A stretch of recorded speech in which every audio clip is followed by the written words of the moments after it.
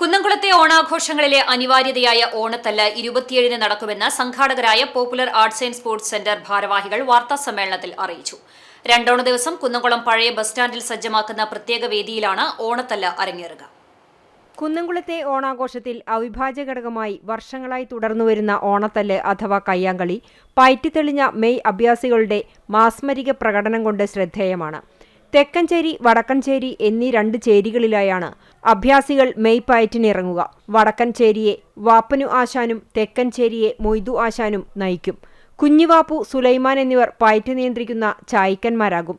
27-ാം തീയതി ഉച്ചയ്ക്ക് 2:30-ന് കായിക യുവജനക്ഷേമ വകുപ്പ് മന്ത്രി OJ ജനീഷ് കയ്യാങ്കളി പ്രദർശനത്തിന്റെ ഉദ്ഘാടനം നിർവഹിക്കും.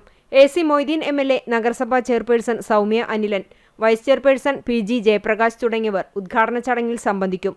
ഓണത്തല്ലിനൊപ്പം ഞമനേങ്ങാട് ബോധിധർമ്മ അക്കാദമി ടീമിന്റെ കരാത്തെ ദോ കൊമ്പ് ദോ പ്രദർശനവും ഉണ്ടായിരിക്കും. പതിറ്റാണ്ടുകളായി കുന്നംകുളത്ത് നടക്കുന്ന ഓണത്തല്ലിന് സർക്കാർ നൽകി വന്നിരുന്ന ഗ്രാന്റ് 9 വർഷമായി മുടങ്ങിക്കിടക്കുകയാണ്.